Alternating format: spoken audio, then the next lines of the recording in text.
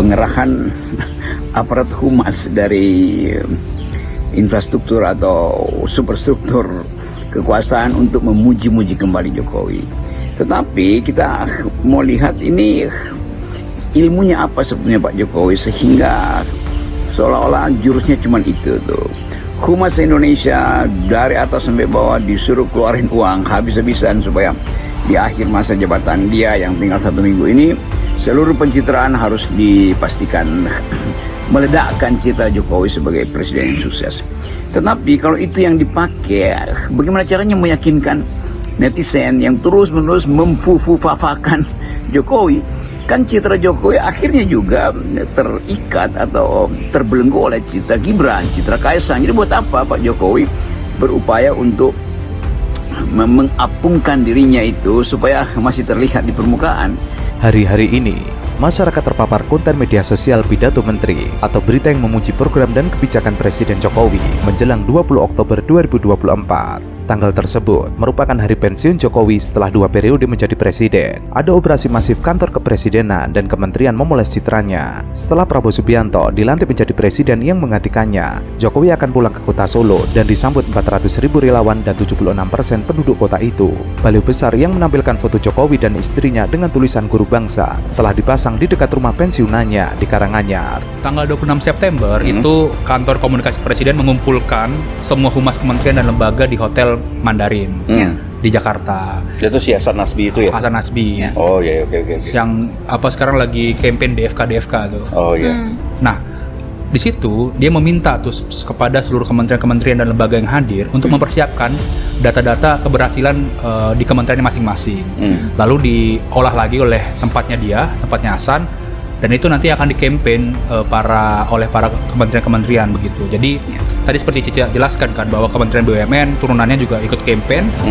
Kementerian-kementerian juga melakukan hal serupa, karena kan ada kementerian yang memang sampai tingkat kabupaten kota juga gitu. Ya, pesertanya adalah tim humas tentu saja ya. Tim humas. Ya, tim humas di antar kementerian, dan produknya itu tidak hanya tulisan gitu ya. Biasanya kan kementerian menggulirkan informasi dalam bentuk rilis keberhasilan gitu ya. Tapi itu tidak hanya berita, tidak hanya tulisan, tapi juga video keberhasilan di masing-masing kementerian yang juga memention keberhasilan Jokowi atau istana gitu ya. Para menteri dalam pidato ataupun wawancara media memuji Jokowi sebagai presiden yang berhasil dalam program ekonomi. Seperti Menteri Keuangan Sri Mulyani menceritakan kinerja moncar anggaran pendapatan dan belanja negara melayani proyek-proyek infrastruktur besar.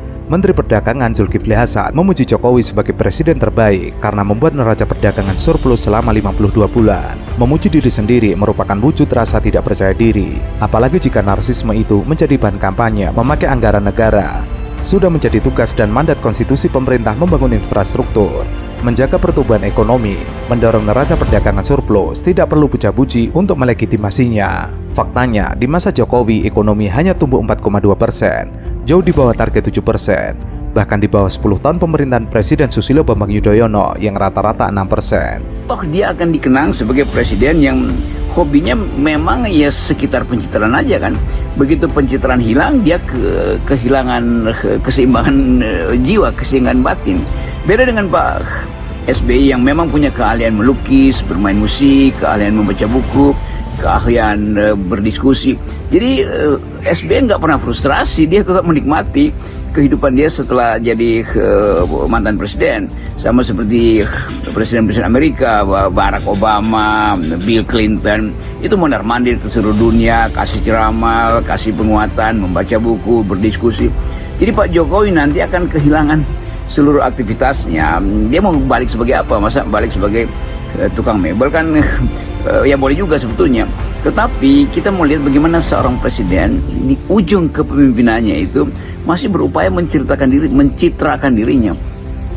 Artinya memang selama 10 tahun ini kemampuan Jokowi hanya mencitrakan diri. Nah, pencitraan itu yang akhirnya berhenti.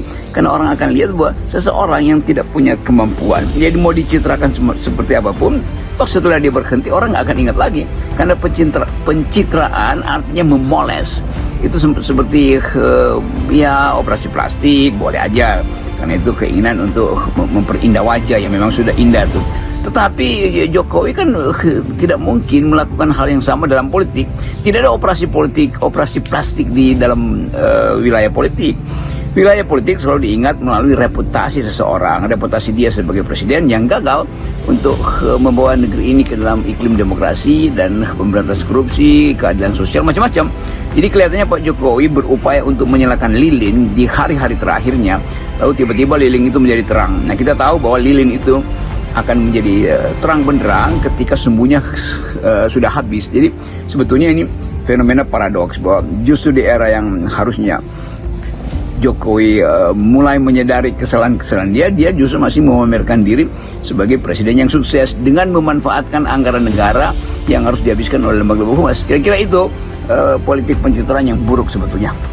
Di masa Jokowi pula, jumlah kelas menengah turun dari 21% menjadi 17% akibat maraknya pemutusan hubungan kerja. Surplus neraca perdagangan yang dibanggakan Zulkifli Hasan hanya menyumbang 0,66% terhadap pertumbuhan ekonomi. Proyek-proyek infrastruktur Jokowi meninggalkan gunungan utang. Badan usaha milik negara bangkrut karena ditugasi mengerjakan proyek-proyek mercusuar. Proyek penghiliran tambang dan mineral mentok pada pembangunan smelter yang menguntungkan Cina sebagai penampung terbesar produk pemurnian mineral. Di dalam negeri, limpahan sumber daya alam tidak dapat mendorong industri turunan atau inovasi yang memberikan nilai tambah besar. Semua masalah itu kini sedang dipoles untuk menunjukkan keberhasilan Jokowi. Dengan uang negara, para pejabat membuat kampanye yang menyangkal fakta-fakta kemunduran demokrasi, kemandekan ekonomi, serta cawi-cawi Jokowi dalam pemilihan umum dengan mengakali hukum dan merusak tata negara. Penggiringan opini publik semacam ini adalah kejahatan. Dalam bentuk video-video pendek. Jadi video itu dibagi dalam beberapa durasi gitu. Ada yang 30 detik, ada yang 60 detik, dan ada yang 90 detik. Dan ini disebarkan ke berbagai platform gitu. Dan yang disinggung keberhasilannya itu ada beberapa topik gitu ya, atau ada beberapa sektor yang dianggap berhasil. Misalnya soal infrastruktur, kemudian soal pemulihan ekonomi pasca COVID-19 gitu. Jadi memang setiap kementerian itu punya sub-sub keberhasilan atau sub program gitu yang kemudian disebarkan ke berbagai media, dan tidak hanya menggandeng media konvensional ya, tapi juga kemudian influencer. Buzzer maksud lu? Influencer. Buzzer. Kita buzzer bukan ya, tapi kita nggak punya rumah di Kemang sih. Siapa yang rumah di Kemang? Nggak tahu gue. Banyak. Infonya Cica cocok tuh sama narasumber gue juga tuh kan. Nah, dia cerita nanti videonya tuh akan dipotong 30 detik, 60 detik sampai 90 detik. Dan yang menariknya adalah di detik-detik awal itu akan diminta untuk pasang soundbite atau video bait. Jadi kayak misalkan ada suara-suara yang memantik atau menarik masyarakat biar ngelihat gitu kan. Di scroll terus, di nonton terus. Akhirnya mereka ya terima kasih Jokowi juga.